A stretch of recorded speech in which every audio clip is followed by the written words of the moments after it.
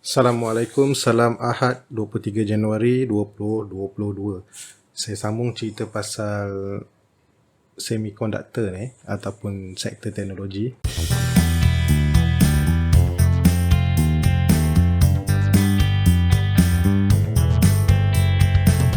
Kalau hari tu saya ada cerita sedikit lah apa yang kita nak kena tunggu.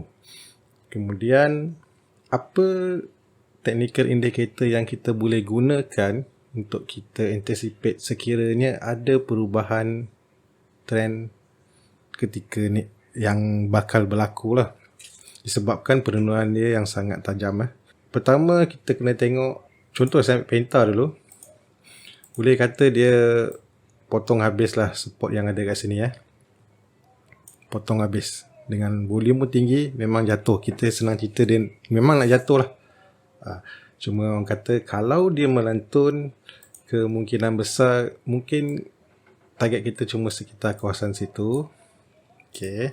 Ataupun tinggi sikit, ataupun sekiranya dia mantul balik lah, kita boleh mungkin bergantung kepada, mungkin sampai ke area-area trendline yang menurun ni balik, masanya masih lagi lower high.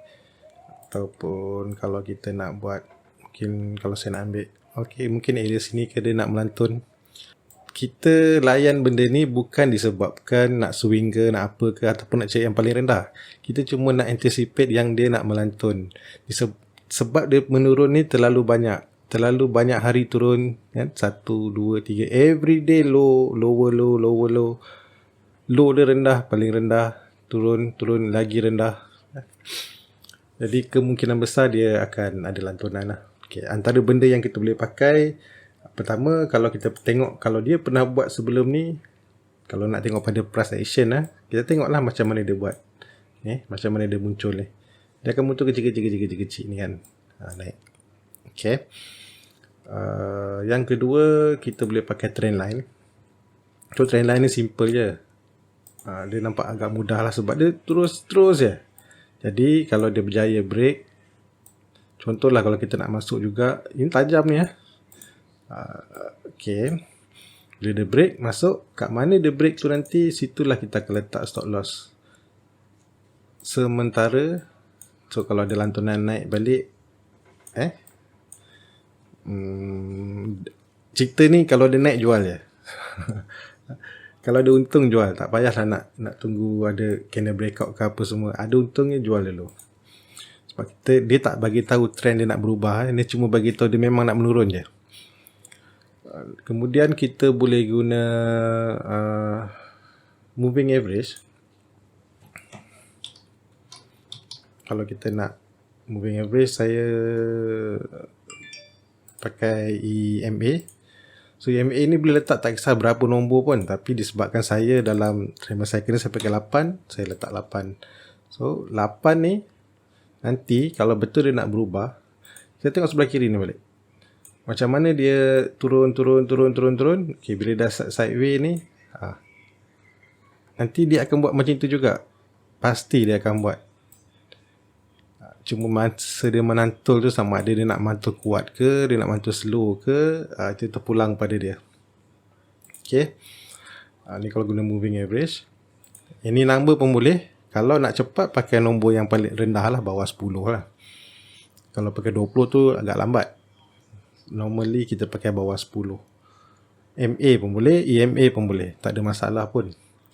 Okay, yang ketiga, untuk yang jenis macam ni, boleh juga pakai indikator. MACD ni tengah mengangkang kuat, kangkang baik punya.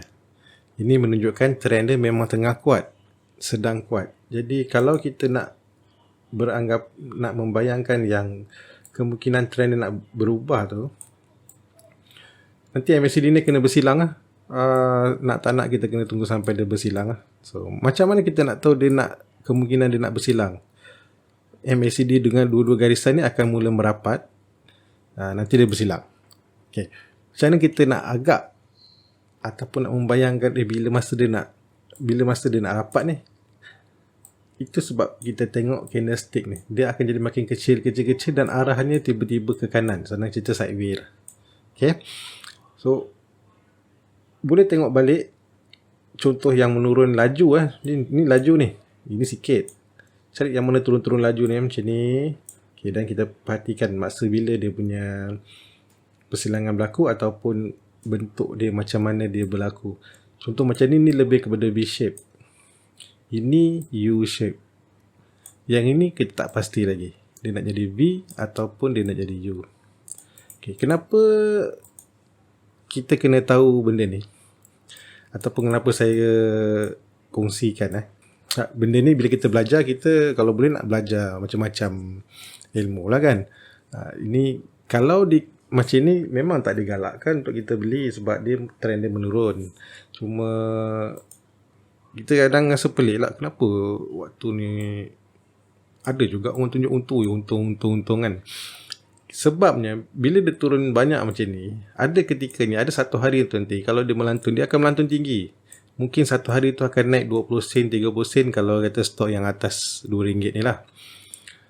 Kalau stok yang bawah RM1 tu kemungkinan besar dalam satu hari tu boleh naik sampai 20%. Ada yang sekarang sampai 30% untuk satu hari je. Itu yang seronoknya bila layan macam ni. Dan kita pun bukan dapat selalu. Maksudnya satu hari. Tapi kena cepat. Once we masuk, dia naik 10%, 15% terus jual. Lepas tu tunjuk kat orang kan. Biasalah tu. Cuma kita bila kadang kita dapat lambat. Kita tengok dah untung dah. Tak tahu dah untung. Kita pun baru nak beli, dia naik sikit, lepas tu dia turun balik. Kan dia jadi macam ni lah. Dia naik sikit kan, dia turun balik. Sideways kita pun jadi tension lah. So kalau kita tak ada masa ataupun tidak selalunya bersedia, memang tak digalakkan cari yang chart yang macam ni. Tak sesuai. Sebab tu saya lebih suka tengok sampai dia macam ni. Macam ni. Dan bolehlah kita masuk dan cuba, orang kata kalau nak swing kan, at least tunggulah sampai MACD ni. Memang MACD ni lambat sikit benda yang harga. Cuma kalau dia nak rapat ni nanti, dia kena sideways juga. Contoh yang macam ni, dia tak sideways sebab dia V shape.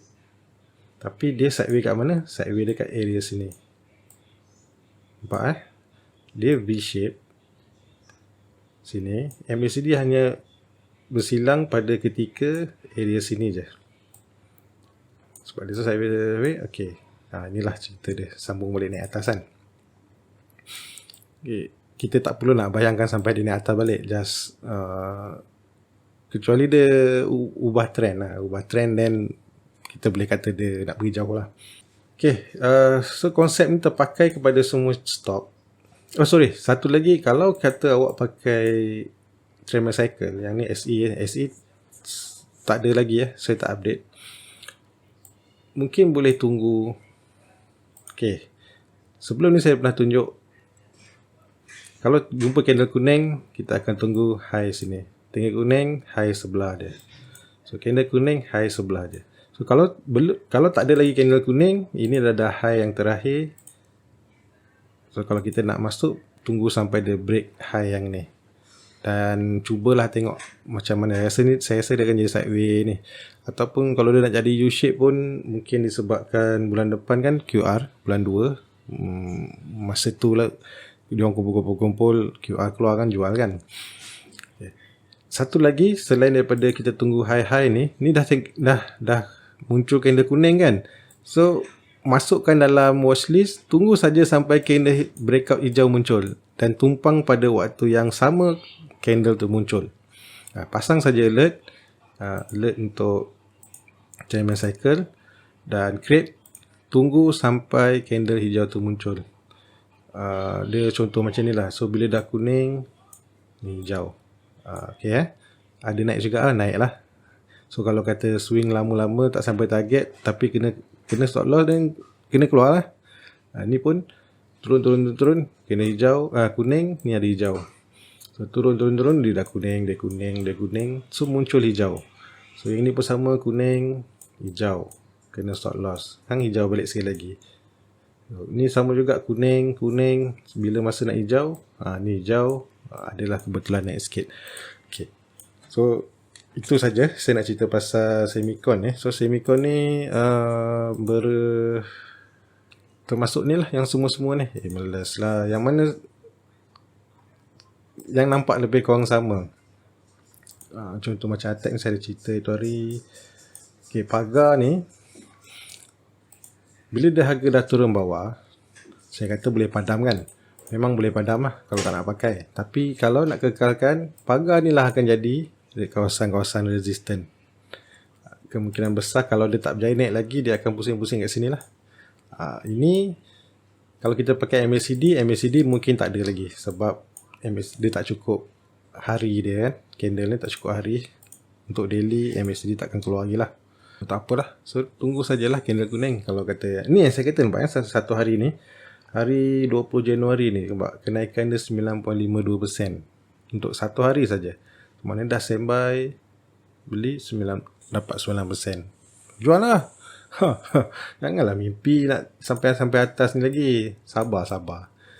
Diorang ni semua satu geng. Selagi dia cerita satu jalan yang lain jalan. Selalu kita kata satu jalan yang lain jalan, kita bayang ke atas je. Yang ini satu jalan yang lain jalan, satu turun bawah, semua pun nak ikut ke bawah.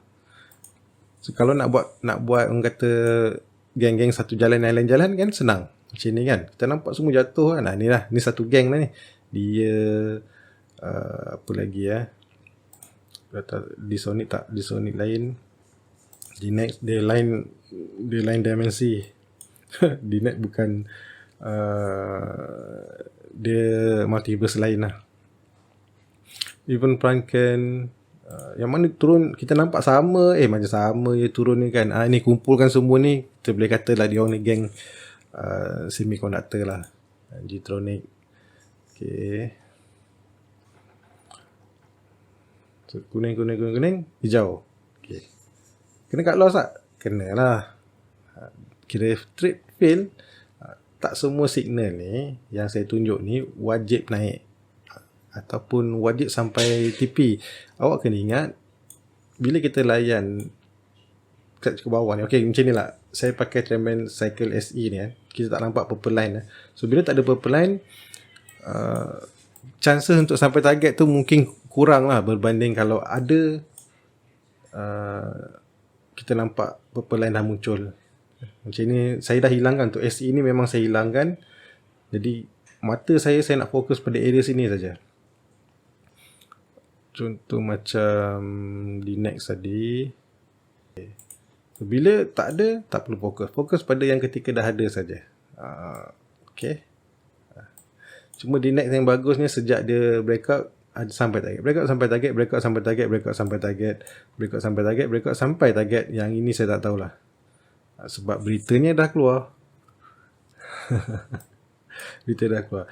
Untuk kes-kes macam ni awak boleh je buat satu trend line. Okay, agak-agak lah trend line tu. Tak payahlah tepat-tepat, agak-agak je.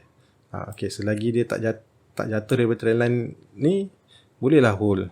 Kalau dia dah start bergerak menuju trend line, lepas tu jatuh, okay, keluar. Kalau nak guna MA macam ni 8 ke, nak pakai 5 ke, nak pakai 10 ke, as long dia masih lagi di atas tu, hold lah. Okay, itu saja sembang hari ni. Kita jumpa lagi. Assalamualaikum, bye-bye. Kalau kau rasa tak dihargai, tutuplah mata, peganglah hati.